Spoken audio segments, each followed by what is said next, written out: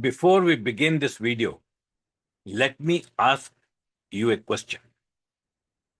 कितनी बार ऐसा हुआ है कि हमें पता है कि सही क्या है पर हम फिर भी नहीं करते हैं? इसी तरह के सिंड्रोम को दुर्योधन सिंड्रोम कहते हैं। और हमारे एक बहुत ही जबरदस्त लीडर हैं लखनऊ से, शैलेश गुप्ता। बहुत बढ़िया बात करते हैं महाभारत गीता के ऊपर, और उनकी टॉक्स पहले भी हमने अपने यूट्यूब वीडियो में पोस्ट की हैं। आज उन्होंने दुर्योधन सिंड्रोम के बारे में बात की है, जो वीडियो मैं आपके साथ साझी करना चाहता हूं।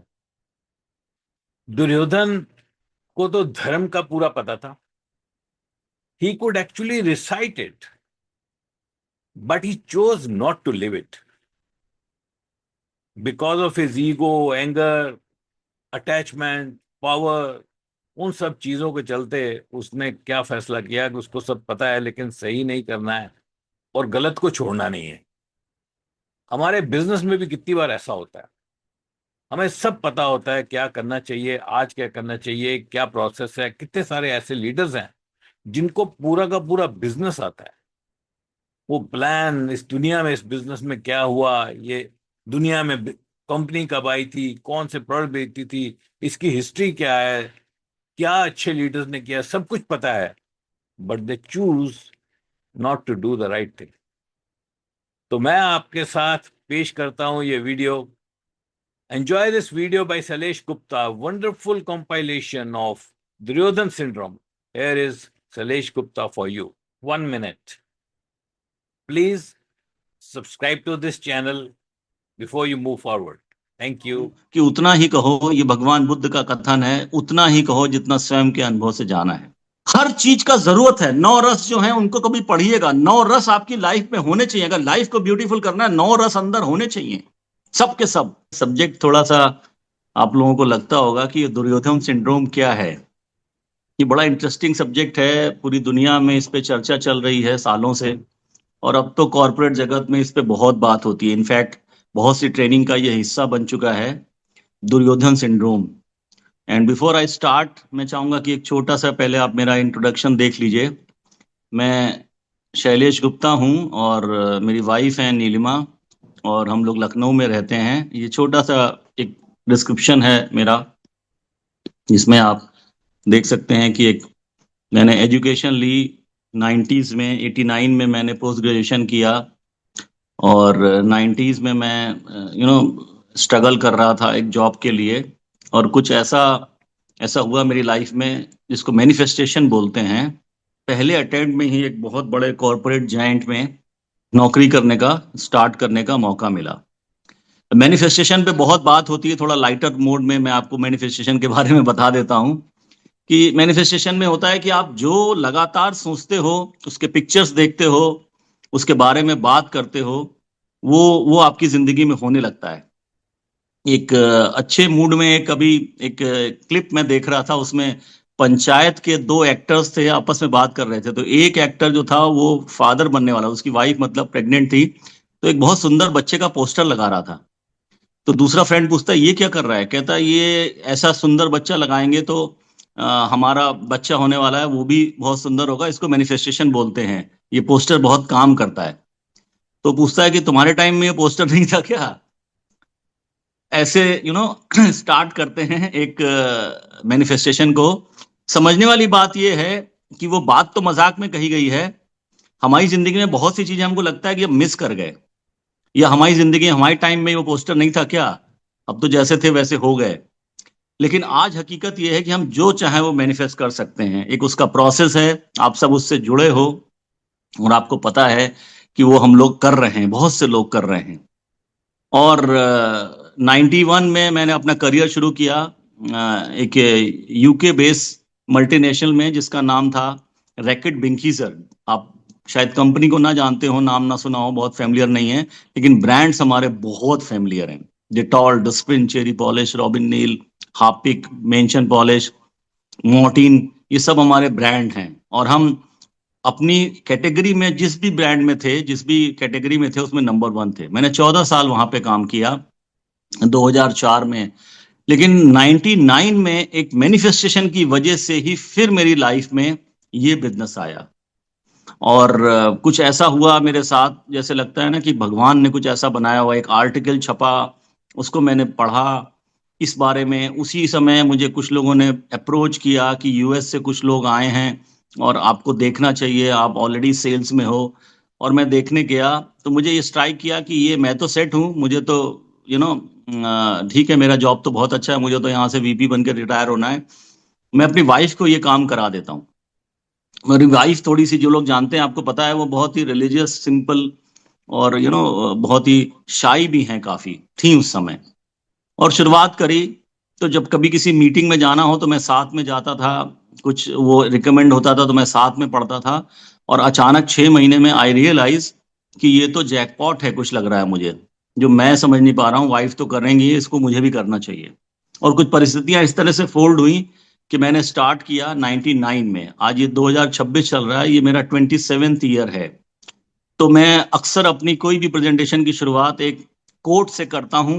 आज फिर उसी कोट को बोल रहा हूं कि उतना ही कहो, ये भगवान बुद्ध का कथन है, उतना ही कहो जितना स्वयं के अनुभव से जाना है।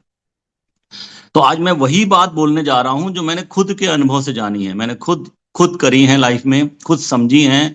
और कुछ चीजों को पहले इनिशियली माना था, बाद में जान भी लिया, और जानने के बाद आपसे कर रहे हैं, ठीक है, आपसे उसकी बात कर रहे हैं। फिर सब 2004 में मैं सेल्फ एम्प्लॉयमेंट की तरफ चला गया। आई रिजाइन 14 अगस्त 2004 को अपने जॉब से मैंने रिजाइन किया। 5 साल इसको पार्ट टाइम में किया और खूब जम के किया। लगभग 3 साल तो ऐसा है कि मुझे याद नहीं आता कि यू नो मैंने कोई काम छोड़ा हो। मतलब कोई काम का मतलब मैं सारे काम कर रहा था, जॉब कर रहा था, एक्सरसाइज कर रहा था, मस्ती कर रहा था, घूम रहा था, और बिजनेस कर रहा था। ये पांचों चीजों को मैंने इनकॉर्पोरेट किया। चूंकि मैं कॉर्पोरेट में था तो मैं टाइम को समझता था कि 24 घंटे को कैसे ब्रेक करना है। और जो लोग भी समय की बातें करते हैं कि समय नहीं है, वो अगर उनको आइटनरी या किसी कोच की मदद लें तो वो जो 1-2 घंटा यहाँ चाहिए वो कभी भी निकाला जा सकता है। यहाँ से जर्नी शुरू हुई। और अब मैं चलता हूँ इस मेन टॉपिक की तरफ, जिसमें द दुर्योधन सिंड्रोम। मैं चाहता हूं कि थोड़ा सा पॉज करके आप इसको पढ़ लीजिए। और इसमें मैं नहीं पढ़ता हूं, आप पढ़ लीजिए। लेकिन इसमें इसका जो एक मेन ऑब्जेक्टिव है इस पूरे पैराग्राफ का, उसमें वो दुर्योधन के ऊपर है महाभारत में। और एक श्लोक भी है उसके साथ कि वो कहता है कि मैं जानता हूं धर्म क्या है, बट उस तरफ मेरी प्रवृत्ति नहीं है। और मैं जानता हूं कि अधर्म क्या है, लेकिन वहां से मेरी निवृत्ति नहीं है। मतलब आई नो, मैं शूटिंग इन डार्क नहीं कर रहा हूं। मुझे कॉन्शियसली पता है कि क्या सही है क्या गलत है। लेकिन मैं क्या करूं, मेरे साथ एक अजीब सी समस्या है कि मैं मैं समझ नहीं पा रहा हूं कि मुझे इससे निकलना भी चाहिए। मैंने इसको अडॉप्ट किया, खुद किया हुआ है। और वाकई दुर्योधन बहुत करेजियस था, बहुत बहुत बहुत वीर था। ये तो आपको पता ही होगा, उसको कोई हरा नहीं सकता था। भीम के अलावा पूरी दुनिया में उसे कोई हरा नहीं सकता था। उसके अंदर बहुत बल था। और भगवान कृष्ण ने अगर मदद ना की होती तो शायद भीम भी उसको मार नहीं पाते। इतना शक्तिशाली, येट नोइंग एवरीथिंग, उसके बावजूद उसके अंदर ये सिंड्रोम था। और इस समय अगर आप देखिए तो you know it capture one of the deepest conflict with in human nature. Duryodhan was not ignorant of dharma. वो इग्नोर धर्म के मतलब वो इग्नोरेंट नहीं था धर्म के प्रति। लेकिन क्या कह सकते, वो ये भी जानता था कि धर्म क्या है अधर्म क्या है, लेकिन उससे उसकी मुक्ति नहीं थी। और आज के टाइम में देखिए तो बहुत सी चीजें हमको पता है कि what is ethically right, emotionally healthy and spiritually meaningful.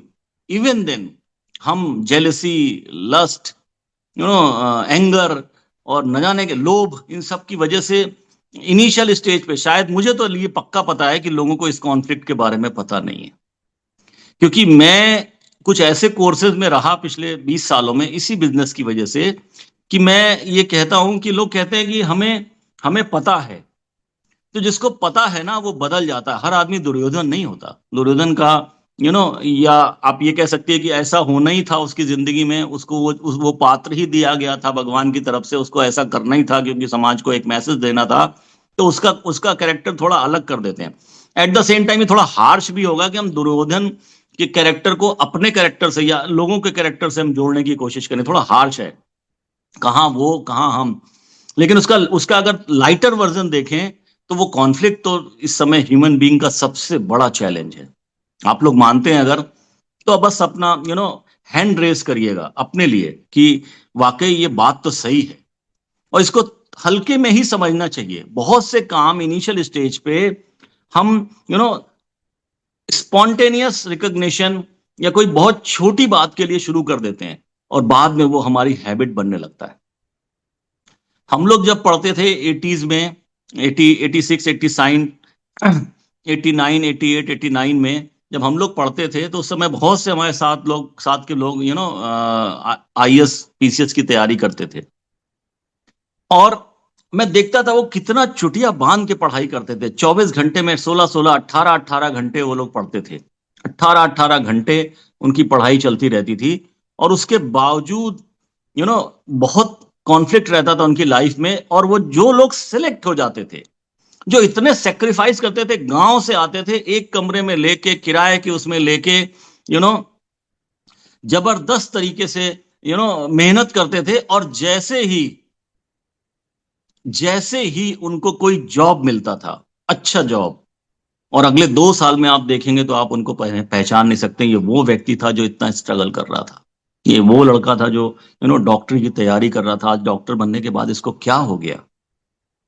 वो धीरे से शुरू होता है, बहुत धीरे से, और कब आपको आपको आपकी जिंदगी में बस जाता है, रच बस जाता है। मैं फिर से वो कह रहा हूं कि आज इस बात को समझना बहुत जरूरी है, बहुत जरूरी है, क्योंकि मुझे ये मानना है मेरा कि अगर हम किसी को जान जाते हैं तो उसको पार पाया जा सकता है। जिसको जान नहीं सकते, वो तो आप कह सकते हो कि भाई मुझे पता ही नहीं था, और अगर जानने के बाद आप उससे निकल नहीं रहे हो, तो इसका मतलब अभी आपने जाना ही नहीं। क्योंकि हमारे स्पिरिचुअल गुरु हमेशा एक बात कहते हैं, कुछ बातों को इनिशियल स्टेज पे अगर अच्छी लग रही हैं तो मान लो, और फिर ये प्रयास करो कि अगले 6 महीने साल भर में उसको जान भी लो, अब तुम वहां से मुक्त हो गए। जो चीज जिंदगी में हम जान लेते हैं, उसके हम मास्टर हो जाते हैं, उसके हम बादशाह हो जाते हैं, और जो चीज हम नहीं जानते हैं, उसके हम जीवन भर गुलाम रहते हैं। ये बड़ा क्रांतिकारी है, बहुत क्रांतिकारी है। जानने के बाद आप मुक्त हो सकते हो, और सिर्फ मानने से, बहुत से लोग हैं, स्पिरिचुअल वर्ल्ड में कहा जाता है कि ये भगवान को बहुत मानते हैं, वाकई मानते हैं, सुबह शाम पूजा पाठ फलाना ढमाका, एक मंदिर 2 मंदिर, ट्यूसडे के दिन ऐसी भीड़ की पूछे मत, शुक्र को ऐसी भीड़, कोई मस्जिद में जगह नहीं। लेकिन बाकी 6 दिन में क्या होता है? बाकी 6 दिन में उसका क्या होता है? क्या उसने बस वही एक हैबिट पड़ गई कि शुक्र को जाना है, मंगल को जाना है, बाकी दिन से कोई मतलब ही नहीं है? एक वो, और एक चीज को लोग बहुत ग्रांटेड लेते हैं। हमारी एक अभी बहुत स्पेशल क्लास में हम लोगों को बहुत उसको उसके बारे में बताया गया, उसको बिल्कुल ग्रांटेड लेना बंद कर देना चाहिए, और वो है अपनी जिंदगी को। सबसे बड़ा, आप कुछ भी ग्रांटेड ले लो चलेगा, वैसे तो लाइफ में कुछ भी ग्रांटेड नहीं लेना चाहिए। मैंने अपनी जिंदगी का अपना करियर ही शुरू किया था, मैं मिडिल मैनेजमेंट में आया था, मेरे से ऊपर का जो मैनेजमेंट था सब आईआईटी आईएम से, तो उसमें जो वो बात करते थे वो मेरे दिमाग में आज तक बसी हुई है। उसके बाद इसमें हम लोगों ने काम शुरू किया, मेरे सामने लोगों ने ज्वाइन किया, मेरे सामने लोग आगे बढ़े, हम लोग भी आगे बढ़े और बहुत टॉप पे पहुंचे। और उनके जो कोट्स हैं मुझे याद हैं अच्छे से, बहुत से लोगों के कोट्स याद हैं। नारंग साहब का जो मैंने बोला ना एक लाइन कि मैं तो सेट हूं, ये मेरी लाइन नहीं, ये सर की लाइन है। उन्होंने बोला जब बिजनेस देखा तो कि मैं तो सेट हूं, मैं क्या करूंगा इस बिजनेस को।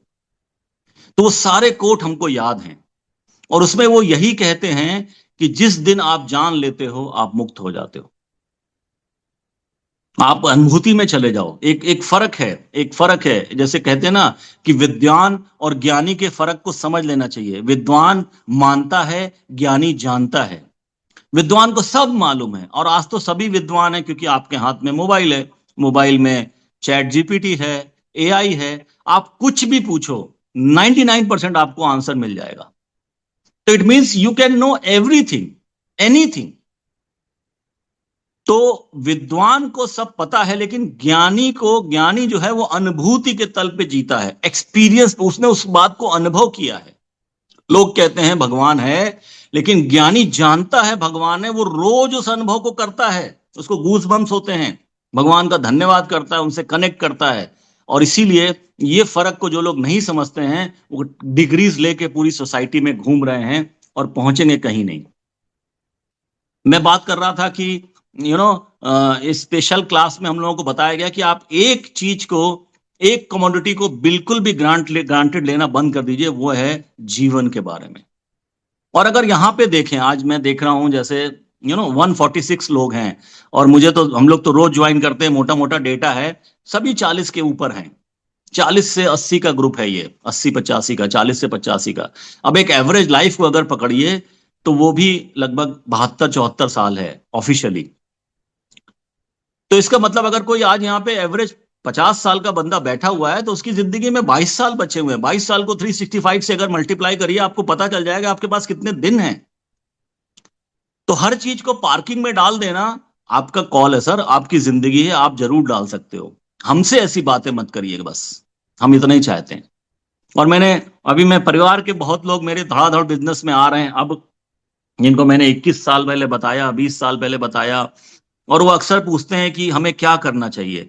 तो मैं कहता हूं कि सर, हम आपको बदलने के बिजनेस में तो नहीं हैं, लेकिन मैं उन लोगों को जरूर ढूंढ रहा हूं जो बदलना चाहते हैं और आके मुझे सरेंडर कर दें, मुझे मतलब मेरे सिस्टम को सरेंडर कर दें कि मैं बदलने को तैयार हूं, मुझे क्या करना पड़ेगा।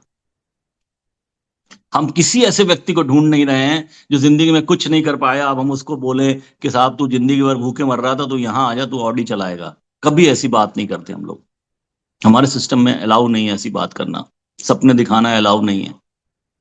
लेकिन जो लोग कहते हैं कि साहब मुझे मुझे नंबर्स पता हैं, एक एवरेज मंथली इनकम क्या है फैमिली की, कैसे लोग सरवाइव करते हैं, एक सबसे बड़ा middle class, lower middle class या अपर मिडिल क्लास, ये तीनों कहाँ किस अमाउंट पे सरवाइव करते हैं, ये फिगर मुझे पता है, या तो थोड़ी सी मैं बता देता हूं, और उसके बाद मुझे क्या करना है मुझे बताइए, मैं करने को तैयार हूं। और वो कभी ग्रांटेड नहीं लेते अपनी लाइफ को, ये पहला शर्त होता है। बहुत से लोग कहते हैं कि हम अपने पेरेंट्स के साथ कैसे संबंध को विकसित करें, कैसे बिकॉज जब आदमी मैरिड होता है, घर में नया मेंबर आता है, उधर उसके मदर फादर होते हैं, एक फैमिली इधर होती है, एक फैमिली उधर होती है, कैसे जुड़ें, उसमें ये फॉर्मूला बहुत काम आता है। और लोगों के पास, मुझे बड़ा अफसोस भी होता है, बड़ा अजीब सा भी लगता है, लोगों के पास सारे फॉर्मूले हैं, एक बड़ा सा कैलकुलेटर उनके दिमाग में फिट है, कोई चीज कितने डिस्काउंट पे मिलेगी पता है, कहाँ मिलेगी पता है, पनीर वहां सस्ता मिलता है, रबड़ी यहाँ सस्ती मिलती है, मलाई वहां सस्ती मिलती है। मैं देख रहा हूं अपने साथ के बहुत से लोगों को, इसी में जिंदगी गुजर रही है। जिंदगी कितनी बची है इसका कोई कैलकुलेशन नहीं आता उस कैलकुलेटर में। मौत के बारे में कहा जाता है कि मौत तो बरहक है। अभी सर ने 2 दिन पहले बात की थी कि जीना निश्चित हो गया तो मरना निश्चित हो गया, बीच का मैनेज करना है। और दुर्योधन सिंड्रोम को अगर हम सीख लेते हैं, हमें सबसे पहले पता चल जाए कि हम क्या हैं। हु एम आई का बहुत, हर जगह यही बात होती, हु एम आई, मैं कौन हूं। और उसमें ये जरूरी है कि हम दुर्योधन सिंड्रोम से ये जान लें कि एक्चुअली मेरा क्या हो, मुझे क्या अच्छा लगता है। अभी किसी ने टाइप किया cigarette smoking is a Duryodhan syndrome. मैं जानता हूं बहुत से लोगों को, ड्रिंक्स करने वाले बहुत से लोगों को जानता हूं कि साहब जो है ना, वो उनका सारा प्रॉब्लम एक ही, उनकी जिंदगी का सिर्फ एक प्रॉब्लम है, ड्रिंक। ऐसे ही, लेकिन ये मत समझ लीजिए जो ड्रिंक नहीं करते हैं वो बिल्कुल बचे हुए हैं। मैं ऐसे बहुत से लोगों को जानता हूं जो नॉन स्मोकर हैं, नॉन ड्रिंकर हैं, लेकिन भोजन पे ऐसे लगते हैं कि बाप रे बाप। आज से 20-25 साल पहले राशन कार्ड बनता था तो एक आदमी को 1 यूनिट मिलता था, 1 यूनिट पे कुछ फिक्स होता था कि 1 किलो मिलेगा, तो वो 2-3 यूनिट तो समझ लीजिए कि ऐसे ही है उनके लिए।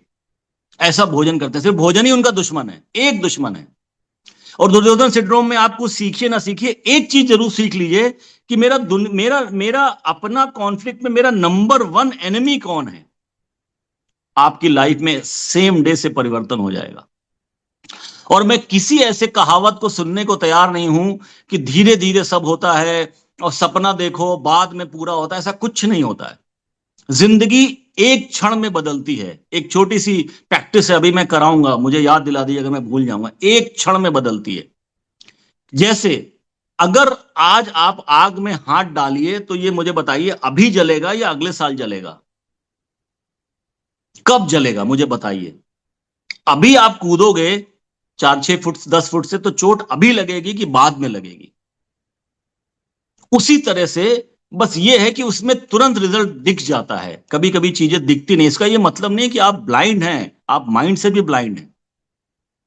कहते हैं ना, eyes are useless when mind is blind.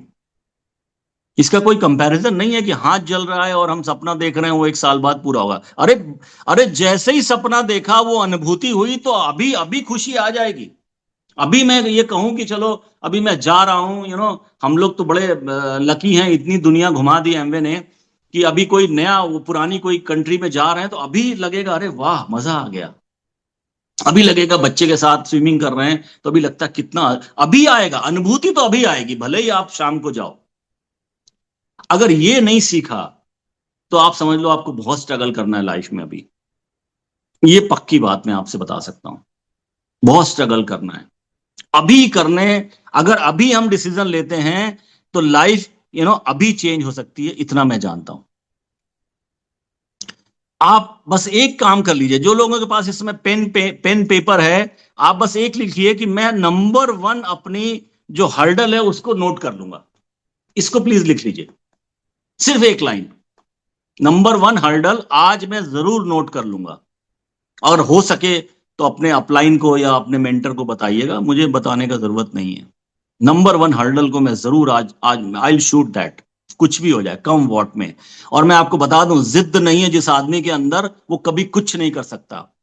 Anger, anger का ये मतलब नहीं है कि आप शून्य हो जाओ एंगर से। एंगर चाहिए, गलत बातों के लिए एंगर के लिए खड़ा होना चाहिए। हर चीज का जरूरत है। 9 रस जो है उनको कभी पढ़िएगा। 9 रस आपकी लाइफ में होने चाहिए। अगर लाइफ को ब्यूटीफुल करना है, 9 रस अंदर होने चाहिए, सब के सब।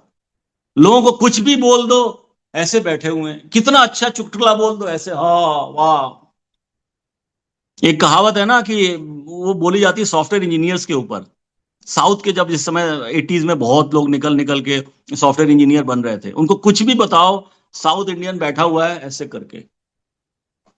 और ऐसे उसकी जिंदगी में शुरुआत होती है, उसकी शादी होती है, उसकी एंगेजमेंट होती है, उसकी शादी होती है, उसके बच्चा होता है, और फिर वो जाता है यू नो थेरेपिस्ट के पास कि मेरा बच्चा बहुत बहुत बहुत स्लो है, उसको कोई रिएक्शन नहीं देता। तो जो लोग समझते हो कहते हैं ये मैन्युफैक्चरिंग डिफेक्ट डिफेक्ट है, हम क्या करें। तुम कहीं एक्साइटेड ही नहीं हुए लाइफ में, तो वैसे ही बच्चा हो गया, मैनिफेस्टेशन हो गया, अब चलो। जबकि लाइफ में श्रृंगार भी है, हास्य भी है, सब कुछ है। बहुत अजीब सी बात है, मैं बहुत से लोगों से, मेरे साथ इतने लोग काम कर रहे हैं बड़े बड़े, बहुत से लोगों को हंसना भी मुश्किल है जिंदगी में। कोई अच्छा जोक मार दो तो मुंह से आवाज भी नहीं निकलती है, क्योंकि वो डिग्री जो है ना उसने पकड़ के रखा हुआ है कि कहीं वो उसमें कंप्रोमाइज ना हो जाए। लोग समझ आ रहे, डॉक्टर साहब हंस रहे हैं, तो लग रहा है क्या हो गया इनको। इनर कॉन्फ्लिक्ट पे जब आप काम करेंगे तो आपको पता चलेगा खुद को कैसे तराशना है। कोई एजिंग नहीं होता, I am telling you, age is just a number. आप हमेशा बच्चा रह सकते हो, आप हमेशा फिट रह सकते हो। लॉन्जिविटी के लिए आपका आपको जो सारे वो हैं केमिकल्स रिलीज होने चाहिए, डोपामाइन है, सेरोटिन है, वो सब पढ़िएगा कभी मौका निकाल के। सब्जेक्ट बहुत लंबा है, ये मैं बता दूं आपको। सॉफ्टवेयर में अगर चेंज करना है, आसान नहीं है। अब हम सबको किसी को भी लाने का प्रयास करते हैं, हम कहते हैं भैया बहुत फिसलन है यहाँ पे, समझ लो पहले कि क्या करें। हमने कहा जाके स्ट्रगल करो जहां कर रहे हो, 4-6 महीने बाद आना। और आपको ये तो फिलॉसफी पता ही होगी कि बहुत स्ट्रगल करते करते इंसान को स्ट्रगल से प्यार हो जाता है। मैं ऐसे बहुत से लोगों को जानता हूं, वो स्ट्रगल करना चाहते हैं, वो काम नहीं करना चाहते, वो आगे नहीं बढ़ना चाहते।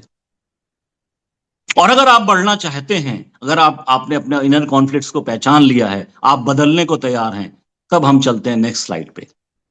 और नेक्स्ट, मैं मानता हूं कि बहुत से 99% जो प्रॉब्लम्स हैं उसका एक सोल्यूशन है मनी।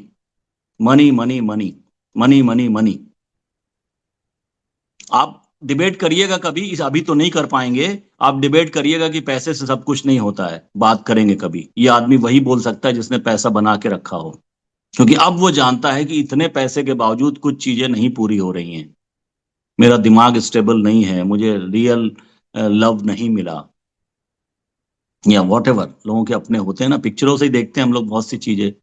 मेरा ऐसा मानना है, एक लविंग फैमिली हो, एक हेल्दी हार्ट हो, एक अच्छा सोशल सर्किल हो, और अबव एवरेज पैसा हो, लाइफ बहुत अच्छी है। लेकिन अगर वो अभी नहीं है तो उसको बनाने के लिए कुछ एक्स्ट्रा इनकम की तरफ जाना पड़ेगा। इसमें जो दुनिया की सबसे बड़े इन्वेस्टर हैं, वॉरेन बफेट, उनकी एक थ्योरी है। और उसको आपको सीखना पड़ेगा। वो कहते हैं आम आदमी जिंदगी में चलता है अर्निंग, एक्सपेंस एंड सेविंग, और इसमें वो जरा सा फाइन ट्यून करते हैं, अर्निंग के बाद फिक्स सेविंग करते हैं सबसे पहले, और उसके बाद एक्सपेंस करते हैं, और अगले 2-3 साल के लिए स्ट्रगल के लिए अपने माइंड को तैयार करते हैं, मियाँ बीबी दोनों। एक तो ये बहुत बड़ी समस्या है कि जब कोई हस्बैंड हमारे पास बिजनेस करने आता है तो उनकी बीबी पहले से ही मना कर देती है, या वो तुरंत इन्वॉल्व नहीं होती है, और जो जो काम 1 साल में होना चाहिए वो 2 साल या 3 साल में पूरा होता है। अब बीबी उनकी है तो समझाना भी उन्हीं को, हम लोग बहुत ज्यादा समझा नहीं पाते हैं। हमारी बीबी समझ रही, यही मेरे लिए बहुत बड़ी बात है। एक बार मैंने मजाक में कहा था कि कपल को एक दूसरे से बहुत समझना चाहिए। शाहजहांपुर में मैं मीटिंग कर रहा था, मैंने कहा कि इतना इतना अंडरस्टैंडिंग होनी चाहिए कि वाइफ आपकी साइलेंस भी समझ जाए। तो डॉक्टर राकेश उठ के खड़े हुए, उन्होंने मजाक में कहा कि शायद साइलेंस समझ लें, कहने से तो नहीं समझ रही हैं। और आज देखिए ना, डॉक्टर साहब से ज्यादा भाभी काम कर रही हैं। वो उन्होंने लाइटर नोट में कहा था, और ये आज की लाइफ में बहुत कॉमन हो गया है। अरे भैया, तुम्हारी लाइफ है, तुम्हारे बच्चे हैं, क्यों नहीं तुम मियाँ बीबी तुरंत बैठ के जो तुमको समझ में आ रहा है उसको समझा देते हो, और उसके बाद शुरू करते हो, लाइफ थोड़ी जल्दी जल्दी अच्छी हो जाएगी। And I know some people की वो they are not only discouraging it, they are against it. Wife करना चाहती तो हस्बैंड डिस्करेज नहीं कर रहा, वो अगेंस्ट है इसके, और कॉन्फ्लिक्ट्स हैं। वो दुर्योधन सिंड्रोम उसके अंदर चल रहा है कि मैं जब कहता था तब ये मेरी बात नहीं सुनती थी, इसकी मम्मी ने मेरे साथ अच्छा नहीं किया, उनके पापा ने मेरे साथ अच्छा नहीं किया, कॉन्फ्लिक्ट वही चल रहा है। अरे उसको साइड में रख दो, वो नहीं अच्छा किया कोई बात नहीं, एक काम तो साथ में कर लो, पैसे बना बना के अलग अलग खर्चा कर लेना, उसको खुद करना देना, तुम अपने करते रहना, सो मेनी थिंग्स। और जब भी एक्स्ट्रा इनकम की बात आती है, एक मिडिल क्लास में आप जो काम कर रहे हैं, हमारा बिजनेस प्रमोट ही किया जाता है एक्स्ट्रा बिजनेस, एक्स्ट्रा इनकम के लिए। और अगर आप अगले 2 सालों के लिए अपनी एक्स्ट्रा इनकम को बचा के इस सेविंग मोड में जाते हैं, लगातार काम करते हैं, इनकम तो यहां पहले दिन से जो आती है वो अगले 8-10 महीने में उसके कई फोल्ड हो जाते हैं। काम लगातार करना पड़ता है, और उसके बाद जिंदगी बदलती जाती है। एक और कॉन्फ्लिक्ट में बहुत देखता हूं, नेक्स्ट स्लाइड पे चलने से, कि एक बहुत ज्यादा लोगों को आ भी जाते हैं तो इंडस्ट्री को नहीं समझ पाते, और एक उनके दिमाग में भूत बैठा हुआ है सेल्स का। I know people, I know ladies, कि वो अपने घर में parlour, boutique, jewellery, artificial jewellery, इन सब के लिए तैयार रहती हैं, पैसा खर्चा करती हैं, 8 घंटे ड्यूटी देती हैं, और वो पैसे क्या बनाती हैं आपको पता होगा, एवरेज में। नॉट, अगर टॉप क्लास सैलून खोलेंगे तो उसके पैसे भी आप जानते हैं कितने खर्च होंगे। मैं एवरेज 2, 2.5, 3, 4 लाख रुपए लगाया, घर में खोल लिया, थोड़ा फर्नीचर बनाया, खुद बैठ गए और शुरुआत कर दी। लेकिन जब उनको सेल्स की बात करनी, वो उसमें खुश हैं। वही ये इनर इनर दुर्योधन को नहीं पहचाना, वो खुश हैं उसमें। और जब उनसे सेल्स की बात करो तो वो घबरा जाते हैं। जैसे डायरेक्ट सेलिंग का नाम ले लो, तो वो सेल को, डायरेक्ट सेलिंग को भी सेल समझ लेते हैं। सेल्स नहीं है यहां, सब कुछ मैं आपको बता दूं, एवरीथिंग इज अ ट्रायल। अगर फर्स्ट इनकम में, फर्स्ट लाइफ में अगर आप थोड़े भी सक्सेसफुल हैं, लोग आपकी बात सुन के ट्रायल के लिए तैयार हैं, तो ये बिजनेस इतनी तेजी से चलता है कि मैं आपको बता नहीं सकता हूं। और क्या चेंज हुआ है, हमने क्या चेंज किया सोसाइटी में, आप समझिए। आज से 25 साल पहले हम लोग प्रोटीन प्रोटीन का जब शुरुआत करी हमने, या हमने जब जब जब इंडिया में सारे पेस्ट 30-40 रुपए के आते थे, हमने 91 रुपीज का पेस्ट लॉन्च किया, तो लोगों ने कहा ये लूटने आए हैं। तो उनको बताया गया कि साहब ये जो है ना, सिर्फ इतना ही लगता है ब्रश में, इतना ऐसे, और ये कोई फोम नहीं बनाता कि पूरा वॉश बेसिन भर गया, इतना फोम बना दिया, कोई फोम नहीं बनाता, और जेंटली आपके आपके आपके दांतों पे बहुत जेंटल है। आज वह हम चाहते नहीं तब भी हमारा प्रोडक्ट होलसेल में कटिंग में चला जाता है, इतना डिमांड है।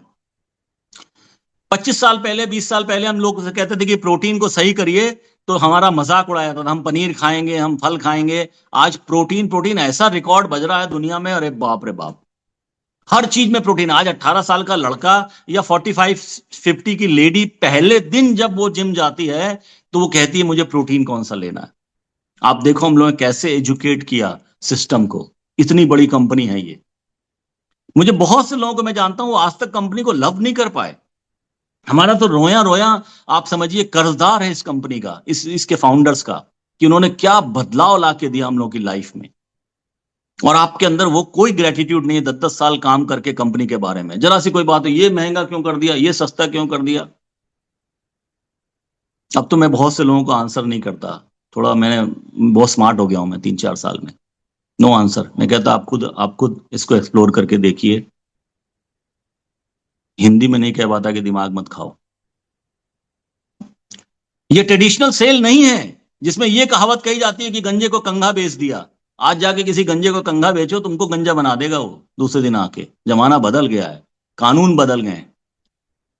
कंज्यूमर एक्ट्स में आप कोई प्रॉमिस, अभी देखो ना, कल परसों परसों के आप पेपर्स में देखिए, एफएसएसआई ने एक बहुत बड़ी इंडियन कंपनी को बैन कर दिया कि आप ये नहीं लिख सकते कि मेरे शहद और मेरे ये घी 100% ओरिजिनल है, 100% प्योर है, ये नहीं लिख सकते, बंद कर दिया, स्टॉक हटाना पड़ा। इंडिया की एक बहुत बड़ी कंपनी है, उसका 6,500 करोड़ रुपए का डिक्लाइन हुआ है पिछले 1 महीने में। आप एक्सप्लोर करिए, आपको पता है। ट्रेडिशनल सेल में हमारा सेल ट्रेडिशनल नहीं है, इनिशियल डायरेक्ट सेलिंग है कि हम रिकमेंड करते हैं। और डायरेक्ट सेलिंग में जैसे ही हम आगे बढ़ते हैं, अब हमको लीडरशिप पे जाए बिना हम इसको रोक ही नहीं पाएंगे। हमें जिंदगी भर सेल थोड़ी करना है। खुराना साहब है ना, देखो बैठे हुए हैं ऑस्ट्रेलिया में, 4 महीने से, अभी जा रहे हैं वो अगले महीने, डायमंड है, और जा रहे हैं मियाँ बीवी दोनों 60s में अपनी यूएस घूमने के लिए। और यहाँ बिजनेस चल रहा है, रोज उनकी टीम वो करती है, वो सेल कर रहे हैं क्या। आर यू, क्या मैं बोलूं, आपको क्या दिखाई नहीं पड़ता है, आपको क्या समझ में नहीं आता है दुनिया में क्या चल रहा है। आप एकदम इग्नोरेंट हो। और वैसे जब आप बात करते हो सोशल सर्कल में, आपको सब पता है, जूता कौन सा सस्ता मिलता है, मंत्रा में साड़ी कौन सी सस्ती मिलती है, मैक्सी कहां सस्ती है, सब पता है। सारी एनर्जी वहां लगी है, क्योंकि 200-300 साल के लिए आप आए हो इस पृथ्वी पे। आपको आराम से सब देखना है, आपको आराम से सब सीखना है, कोई जल्दी नहीं, देयर इज नो हरी। और अपनी ग्रोथ के बारे में बिल्कुल सीरियस नहीं है, स्पिरिचुअल ग्रोथ के बारे में बात भी नहीं करना चाहते। सुबह घंटी बजा दी, शाम को नमाज पढ़ ली, हो गया। इनर दुर्योधन सिंड्रोम को पहचानिए, इनर चीजों को समझिए, एक कॉन्फ्लिक्ट को नोट करिए। मैं आपको बताऊं, अभी एक काउंसलिंग में मुझे पता चला, मैं बात कर रहा था, एक बंदे की एक ही प्रॉब्लम है, ड्रिंक, बाकी सब जिंदगी उसकी ठीक चल रही है। एक बंदे की एक ही प्रॉब्लम है, एक्सेस फूड, दिन भर में वो खाता बहुत है। एक की एक ही प्रॉब्लम है कि वो रात में 4 बजे तक, 3 बजे तक मोबाइल चलाता है, टीवी देखता है। उसने उगता हुआ सूरज नहीं देखा यंगस्टर ने। यही प्रॉब्लम है और कोई प्रॉब्लम नहीं। और फाइनली लगभग टाइम हो ही गया है। एक एक ही आर्टिकल है, इसको पढ़िएगा। मैं इसमें नेक्स्ट करो जरा। ये आर्टिकल है, इसमें आपको इसकी थोड़ी और डिटेल मिलेगी। Duryodhan syndrome, know right yet choose wrong. इसके स्क्रीनशॉट से आप इसको पढ़ सकते हैं, इसमें और डिटेल में बताया गया है। अपनी प्रतिक्रिया जरूर दीजिएगा, अपनी बातों को टाइप करना शुरू करिए, अपने को एक्सप्रेस करना शुरू करिए, अपलाइन को बताइए, मेंटर को बताइए, मैसेजेस डालिए। आपका ग्रोथ यहीं पर छुपा हुआ है। अभी मैंने कल एक बहुत बहुत सक्सेसफुल व्यक्ति को बोला कि आपको भी 4 मिनट बोलना है। He was not ready. 1 साल पहले मैंने उनसे कहा था आपको एक एक एक एक प्रेजेंटेशन देना। He was not ready at that time also. He is 66 और स्टिल ही इज हर चीज को पार कर रहे हैं। मेरे फैमिली के आज कुछ लोगों ने ज्वाइन किया हुआ है। मैंने उनको 25 साल पहले बताया था, उसके बाद 15 साल पहले बताया, फिर 5 साल पहले बताया। कल मैंने उनसे कहा कि आप इससे बच नहीं सकते, कोई ना कोई आपका दरवाजा खटखटाता रहेगा, आप देखो आपको क्या करना है। तो with this let's end this session. एकदम स्पॉन्टेनियस चला, जबरदस्त बात हुई, टाइम का पता नहीं चला। और मैं चाहता हूं कि आप सब, आपको मैं धन्यवाद करूं। Thank you very much. Over to sir. Thank you.